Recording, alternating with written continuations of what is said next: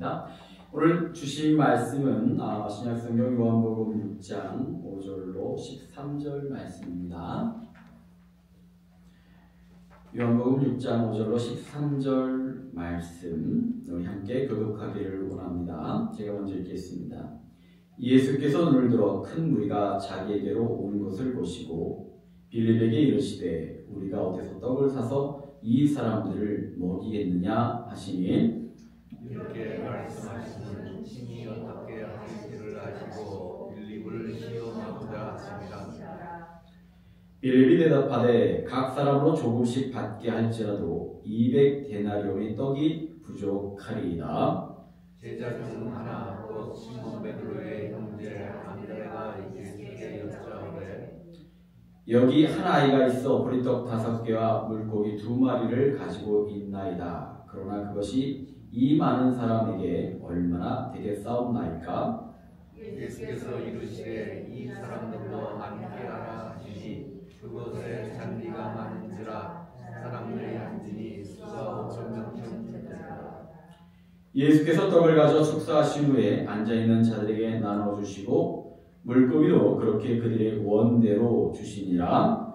그들이 배부른 후에 예수께서 제자들에게 이르시되 남은 조각을 거두고 버리는 것이 없게 하라 하시므로 함께 읽겠습니다. 이에 거두니 보리떡 5개로 먹고 남은 조각이 12바구니에 찼더라. 아멘.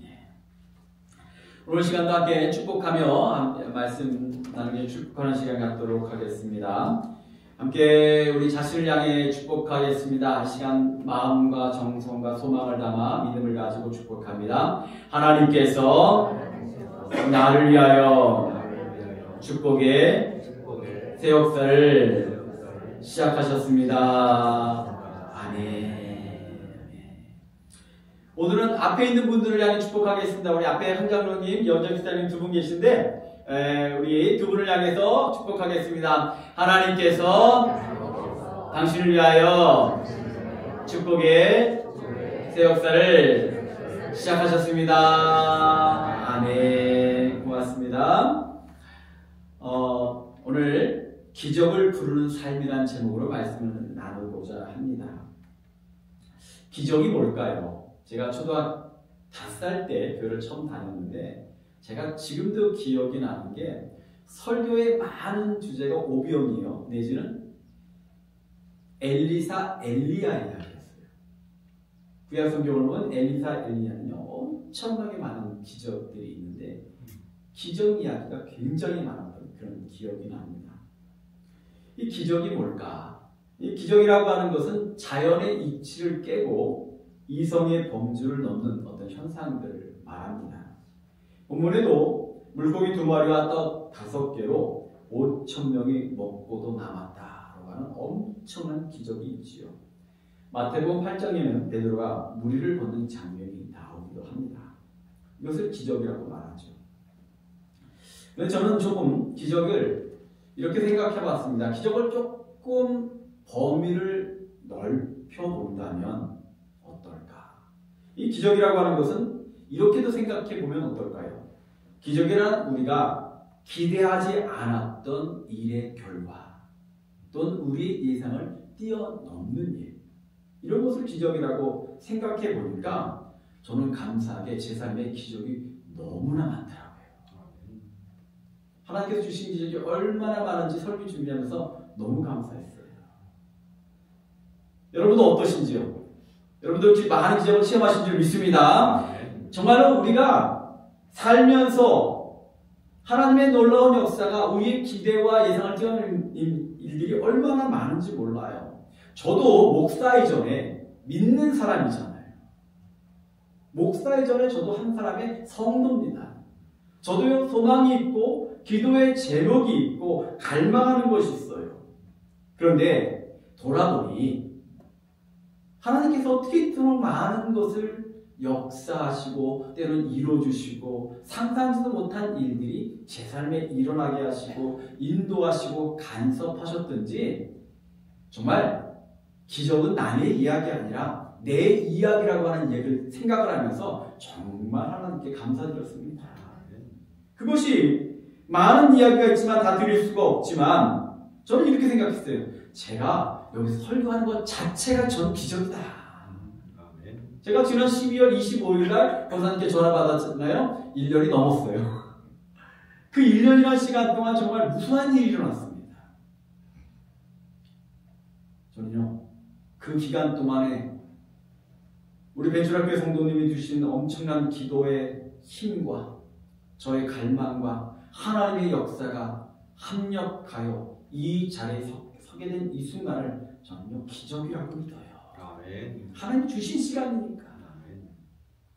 불과 1년 전만 해도 상상할 수 없었던, 기대하지 않았던 일들이 제 안에 지금 펼쳐진 거예요. 얼마나 좋아요. 하나님께도 감사드리고 기도해 주신 여러분께도 정말 감사드리고 정말 너무나 감격스러운 자리인 것이에요. 이 설교 시간이.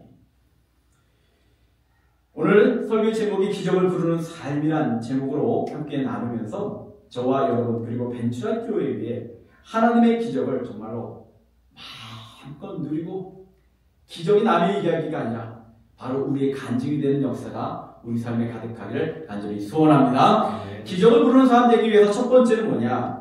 지금 이 순간도 나를 위해 일하시는 하나님을 신뢰해야 합니다. 지금 이 순간도 일하시는 하나님. 이 예배 중에는 어떤 일이 일어날까? 내가 지금 듣는 말씀 중에는 어떤 은혜가 있을까? 이 말씀을 믿고 살아갈 때 어떤 일들이 일어날까? 하나님을 신뢰하시고 그로 인하여 희망과 기대가 넘치기를 간절히 축원합니다. 요셉의 이야기를 좀 드리고자 합니다. 요셉의 이야기를 영화로 만든다면 영화 제목이 뭐가 될까요? 아마 이럴 겁니다. 영화 제목 불행의 연속 또는 끝없는 고통. 이 사람은 형제들의 질투를 받고 미움을 받고 형제들이 죽일 뻔한 그런 상황 속에서 기적적으로 애굽의 노예로 팔려갔습니다. 얼마나 끔찍한 일이에요. 형제들이 자기를 죽이려고 하는 일. 물론 그 안에 아주 갈등의 요소가 있었지만 그럼에도 불구하고 죽이려고 하고 노예로 팔려나갔던 그 인생 속에서 아마 이럴 거예요. 한숨이 푹 나오는 그런 인생이죠. 가끔 힘든 일을 겪어보면 다 남의 이야기 같은 일이 내 일이 되잖아요. 어떻게 이 일이 나에게 이런 순간이 있을 때가 순간이 온 거예요. 심적인 고통이 얼마나 컸겠어요. 더더구나 집에서 정말 채색 옷을 입으면서 대접받고 살던 그가 갑자기 노예 생활을 한다? 어깨 새벽부터 일어나서 주님을 섬기는 일, 힘든 일을 해야 되는 일, 노동을 해야 되는 일, 하루하루가 고통스러웠겠지요. 근데 그나마도 그 순간요, 하나님께서 그를 지키셨든지 주인 보디발도 그를 인정하고 그의 하나님의 도우심을 깨달아 그가 적어도 어느 정도는 안정기 접어들었어요. 근데 그의 고통이 끝이 없었습니다. 보디발 부인의 일로 말미암아 누명을 쓰고 감옥에 가게 됐지요.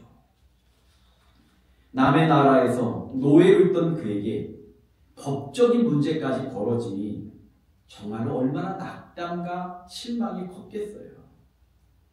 이 정도면 아무리 긍정적인 사람도요, 불평불만이 터져 나왔을 거예요. 제가 가끔 성경 공부를 하면서 사람들에게 당신은 긍정적이십니까? 부정적이십니까? 그러면 한 80%가 난 긍정적이에요 이렇게 말을 해요. 근데 막상 사는 것들을 보면 부정적인 사람이 80%예요. 희한하죠? 말은 긍정적인데 실제 표현되는 것들을 보면 부정적인 생각들이 그렇게 많아요. 제가 보면서 사람들의 생각보다 부정적 요소가 많구나 그런 생각을 하는데 그런 가운데 부정적인 일들, 힘든 일들이 올라오니 얼마나 정말 고통스러웠겠어요. 아마 이 요셉이 그 순간에 하나님께 원망했을 거예요. 하나님 정말 왜 그러십니까? 이 이야기는 가끔 고백드리지만 제가 정말 힘든 순간에 저도 그렇게 고백했으니까요. 하나님 정말 왜 그러신다고? 내 잘못도 아닌데 왜 내가 이 고통을 받아야 되냐고. 그렇게 원망하며 기도했던 순간일 수도 있어요. 그런데 저는 이 성경을 보면 분명히 이 성경은 우리에게 말하고 있습니다. 그렇게 부정적인 고통 순간순간에 하나님은 가만히 계셨냐? 그게 아니라 그 순간에도 하나님은 일하고 계셨다. 아멘. 역사하고 계셨다. 오늘 이 일하신 하나님을 믿으시기를 축원합니다. 하나님 어떻게 역사하셨는지 말씀을 드릴게요. 요즘으로 말하면 요셉은 잡범이에요. 남의 나라에서 외국인 신분에 범죄를 저질렀으니 잡범이죠. 그런데 성경에 보면 이런 얘기가 나옵니다. 그가 왕의 제수를 가두는 곳에 갇히게 되었다. 창세기 39장 20절의 말씀입니다.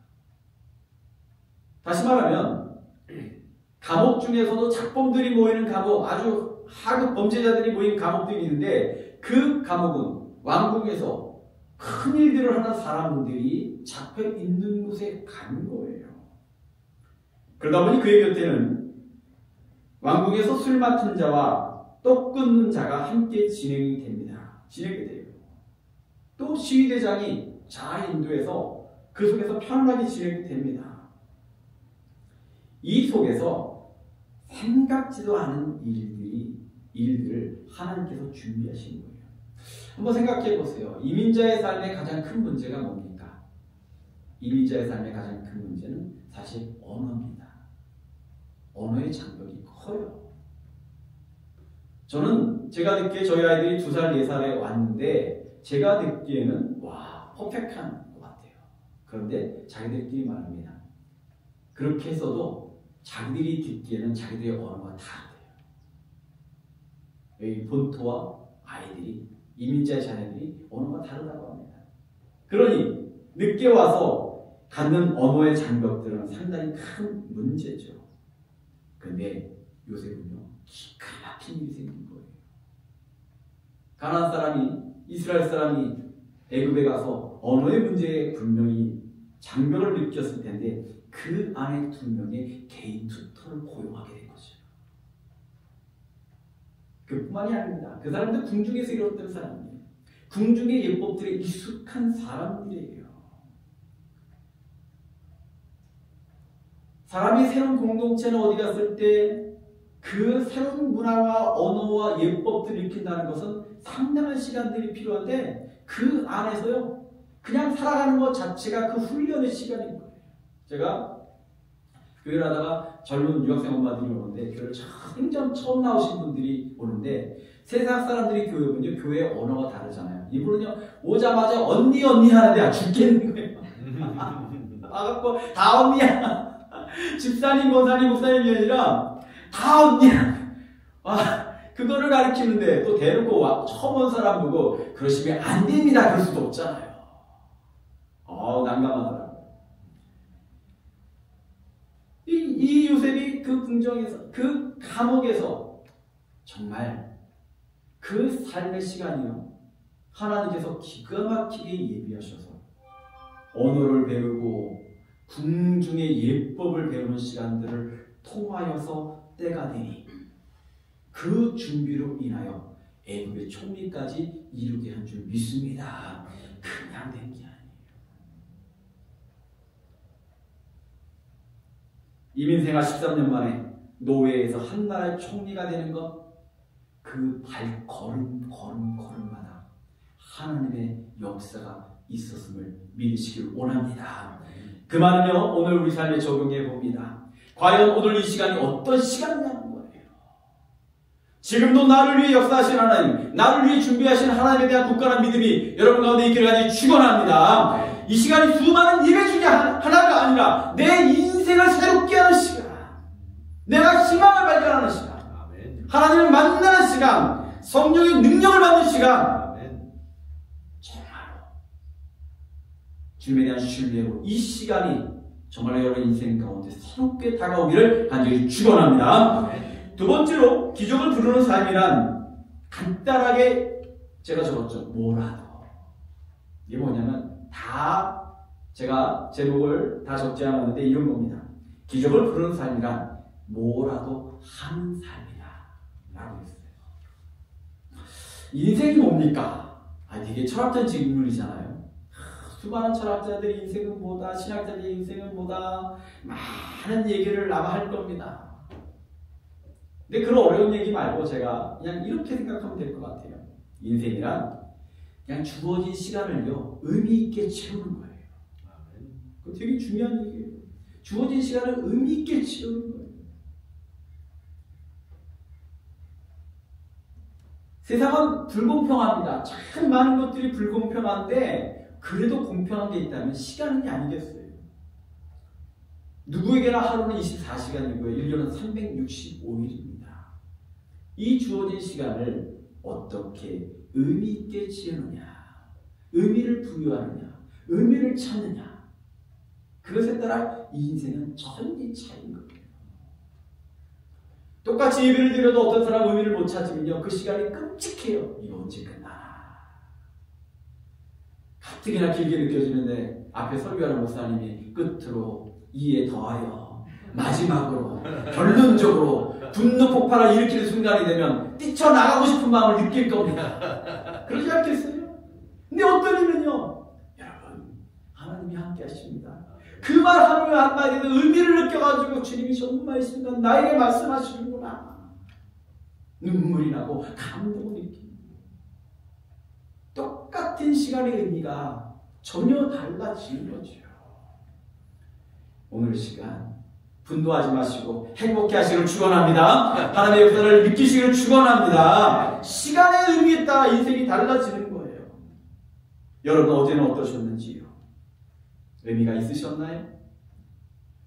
어제가 무의미하게 지났다면 오늘 거룩한 주일에 하나님의 은혜로, 성령의 은혜로 정말로 의미 있는 시간 하루 되시기를 간절히 축원합니다. 근데 의미라고 하는 건 저절로 주어지는 게 아니에요.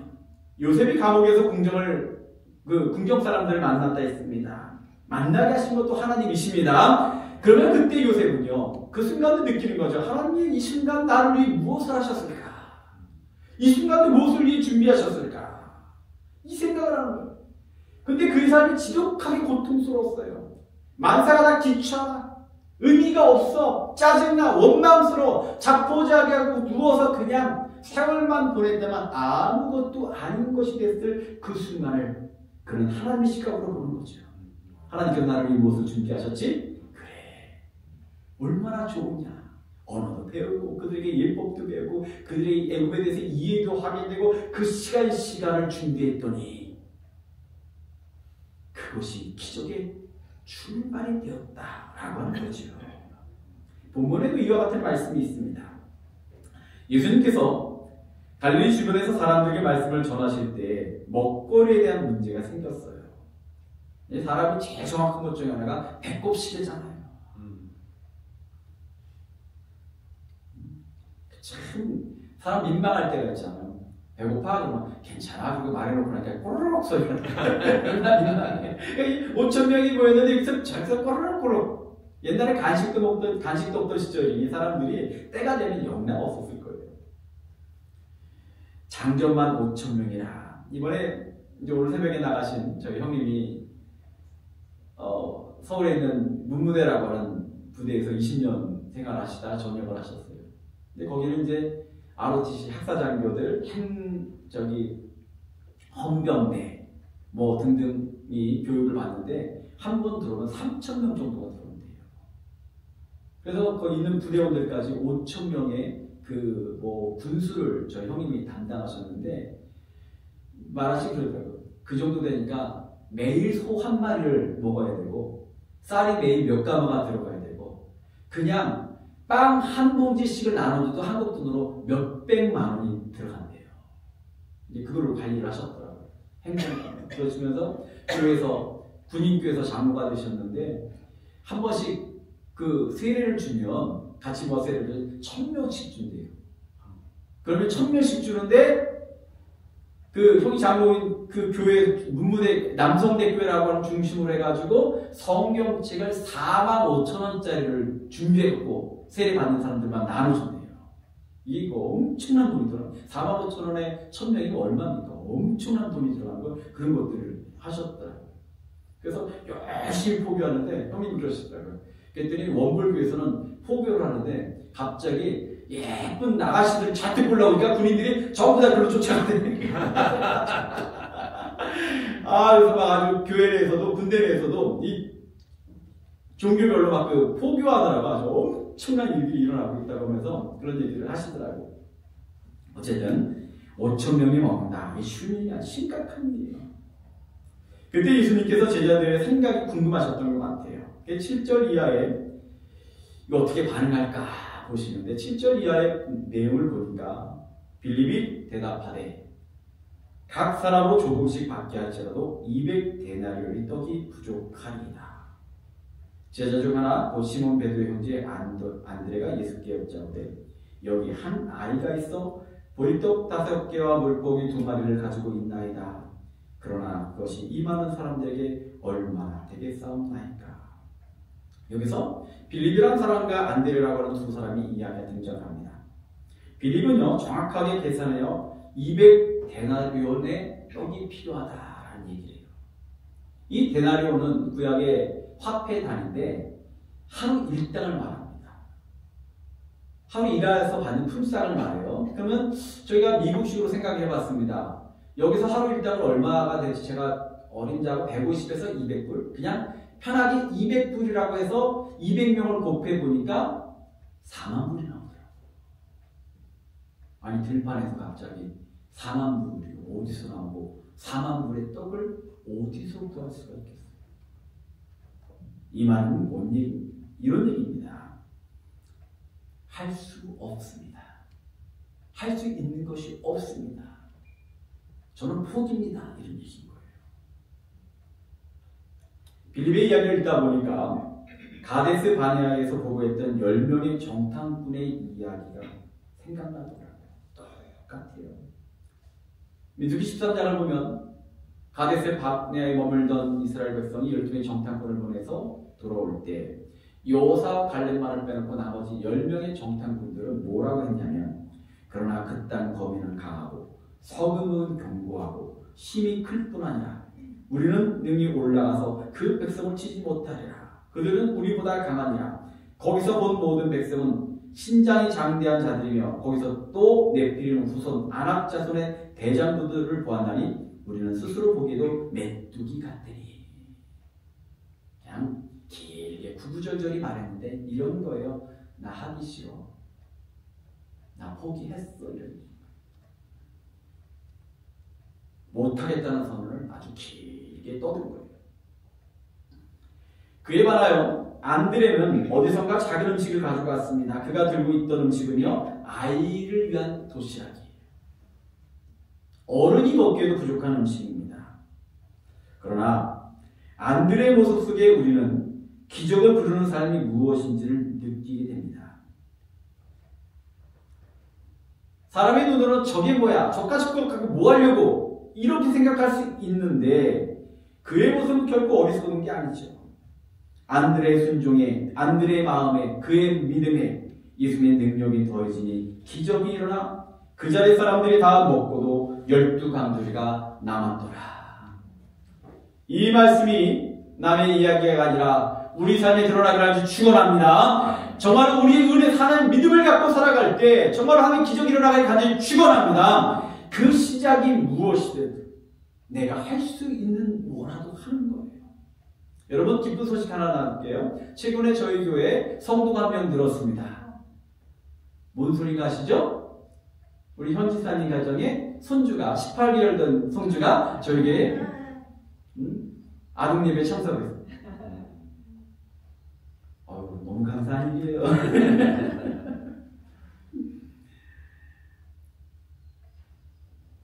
아동부가 지금 배가 부흥해갖고 매주마다 4명 예배를 드리고 있습니다. 사람이 볼 때 4명? 얼마나 기쁜 일이에요. 우리의 믿음으로 봅니다. 작아 보이고 별 볼 일 없어 보이는 행동 같지만 그 안에 주님이 역사하면 우리의 눈에는 작을지라도 주의 능력이 임하면 기적이 임하게 될 줄 믿습니다. 이것이 신앙의 힘인 거죠. 아멘. 그래서 뭐라도 하는 거예요. 뭐라도 그 말은요 어떤 사람들에게 의미가 없는 얘기입니다.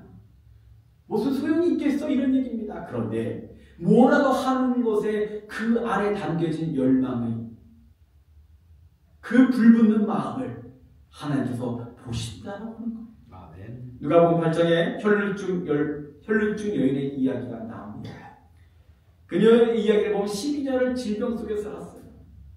근데 그녀의 마음속에 예수님의 소식을 들으니까 그의 마음이 불붙기 시작합니다. 내가 예수님 이번에 놓칠 수 없는 기회야. 그런데 막상 가보니까 사람들이 너무 많아요. 병약한 여인이 그 사람들을 뚫고 가서 예수님 앞에 나가서 사정을 앓을 만한 기회나 시간이나 뭐가 되질 않아. 그래서 그녀가 생각했던 게 뭡니까? 43절 44절을 보니까 이에 12회를 혈루증으로 앓는 중에 아무에게도 고침을 받지 못하는 여자가 예수의 뒤로 와서 그의 옷가에 손을 내니 혈루증이 즉시 그쳤더라. 아멘. 뭔 말이에요? 그 많은 사람들이 둘러싸고 있는데 감히 나갈 용기도 힘도 없는데 예수님 지나갈 때 내가 옷장 나를 만져야 되겠다. 여러분들 이게 영어식 표현은 터치하는 거예요. 터치. 그게 지만 실제로 이 순간에 담겨 있는 마음의 터치가 아닌 거죠. 내가 만져야 살아. 내가 옷장이라도 만져야 내가 살 수 있어. 그 마음에 불 붙는 마음, 그 뜨거운 마음, 오늘이 아니면 안 된다라고 하는 마음, 그 마음이 그녀로 하여금 그 배약한 마음을 이끌고 사람들을 틈을 해집고 내가 그저 가까이 갈 수도 없어 손을 내밀어 겨우 옷장을 만진 거. 이 손을 낸다는 말은요, 그냥 우습게 볼 말이 아니라 그 마음에 불이 붙었다라고 하는 거예요. 오늘 시간 여러분들 예배 가운데 여러분의 심령에 불이 붙기를 간절히 축원합니다. 믿음은 뭡니까? 성령의 불을 받는 거예요. 내 마음이 뜨거워지는 거예요. 사도행전 1장 2절로 4절의 말씀을 보니까 호련히 하늘로부터 급하고 강한 바람 같은 소리가 있어 그들이 앉은 온 집에 가득하니 마치 불의 혁처럼 갈라지는 것들이 그들에게 보여 각 사람 위에 하나씩 임하니 그들이 다 성령의 충만함을 받고 성령의 말하게 하심을 따라 다른 언어들로 말하기를 시작하니라. 아멘. 그들이 어떤 사람들입니까? 예수님이 부활하신 후에 500명의 제자들이 나타나 예루살렘을 떠나지 말라 했을 때 많은 사람들이 떠났지만 이 백신 문도는 그 자리에서 그 다락방에서 기다리는 거예요. 기도하며 기다리는 거예요. 사람들은 바보 같다고 하겠죠. 그 더운 유대 땅에서 다락방에 120명이 서로 냄새 맡아가며 땅 냄새 맡아가며 그 고통스러운 순간에 갈급하게 할 수 있는 것들을 했더니 그 위에 불같은 성령이 임한 줄 믿습니다. 오늘도 이 시간에 여러분의 심령 가운데 불같은 성령이 임하기를 축원합니다. 내가 주님 오늘 만나야 되겠나이다. 주여 나를 고쳐 주옵소서. 우리가 할 수 있는 것 이 예배잖아요. 저는 오늘 그렇게 말씀드립니다. 우리의 찬양이요 정말 저는요 아침에 임예송을 할 때 우리 첫송을 임예송이라고 하거든요. 그때 행복해요. 근데 저는요 그 임예송 순간마다 200% 터지기를 간절히 원해요. 아멘. 우리가 찬양할 수 있잖아요. 입술을 주셨잖아요. 목청을 주셨잖아요. 남북구로 하지 마시고 한국 사람들이요 체면이 강해가지고 주변 눈치 봐요. 제가 인도네시아 선교를 갔더니 인도네시아 사람들은요 눈치를 한다. 그냥 예배 드리다 말고 막 춤을 추고 막 하는데 사람 신경 안 써. 근데 그 모습이 얼마나 아름다웠던지 노래할 때 얼마나 탁 쳐요. 한국 사람은요 누가 내 목소리 들으면 어떡하나 이 눈치 보는 게 바빠요. 오늘 예수 안에서 체면과 눈치 다 내려놓으시길 축원합니다. 내가 할 수 있는 게 있잖아요. 목소리 높이 찬양하자. 뜨겁게 기도하자. 십자가의 도가 멸망하는 자들에게는 미련한 것이요 구원을 얻는 우리에게는 하나님의 능력이라. 이 말씀 이루어지기를 축원합니다. 십자가의 능력이 우리 능력 되기를 간절히 원합니다. 마지막으로 하나님께 가까이 하니 내게 복이라. 내게 주여를 나의 피난처로 삼아 주의 모든 행사를 전파함이라. 그 여인이 그 예수님을 가까이 가서 한번 생각해보세요. 사람들 쪽에서 했던 그 순간 그 마음이 불붙지 않고 안 되는 거예요. 오늘이 아니면 안 되겠다는 거예요. 내가 하는 예수님과 가까이. 이것이야말로 기적을 부르는 삶인 줄 믿습니다. 아멘. 오늘 뭐라도 목소리가 목청이 있으면 찬양, 두 손이 있으면 내가 손뼉을 쳐. 안 보이는 하나님이지만 내가 정말 잡아야 되겠다라고 하는 그 마음으로 예배드리시고 기도하시고 갈망하셔서 정말 이 삶에 하나님의 기적이 일어나기를 축원합니다. 그대가 기도하겠습니다. 오늘 함께 말씀 생각하시면서 이 3분간 정말로 간절하게 기도하기를 원합니다. 아버지 하나님이시여, 저희를 긍휼히 여기셔서 오늘 이 시간에 우리의 마음이 정말 뜨겁고 간절하게 하옵소서.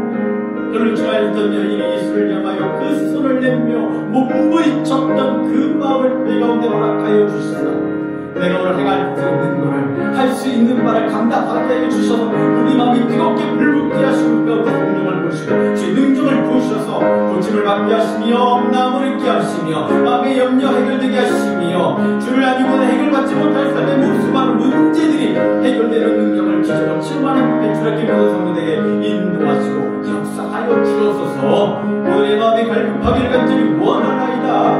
우리 심령이 뜨겁기를 간절히 원하나이다. 우리 삶에 예배하시고 일하시는 하나님을 믿기에 우리의 마음이 담대하고 우리의 마음이 평안하기를 간절히 원하오니 주를 시간 심령마다 임재하시고 성령을 부으시니 오늘 우리의 삶의 영적인 눈이 뜨여 하나님의 역사를 채우게 하실 뿐만 아니라 우리 삶 속에 일어난 수많은 기적들을 바라보는 저들에게 인도하여 주옵소서. 정말 이 예배가 하나님의 은혜를 예배되기 원합니다. 우리의 모든 간구에 응답하여 주옵소서. 우리 모두 소원 가운데 진히 인도하시고 역사하여 주옵소서. 저희들이 연약하고 부족한 없사나 아버지 하나님 우리 작은 것으로 주님께 몸부림칠지라도 주님께서는 그의 믿음과 불붙은 마음을 보시며 크신 역사로 이루어질 것을 믿사오니 오늘 저희의 모든 신명들마다 아름다운 능력 가운데 함께하여 주옵소서. 저희의 믿음대로 이루어지게 하여 주옵소서. 저희의 모든 소망과 갈급함을 이루어주실 줄 믿사옵고 예수님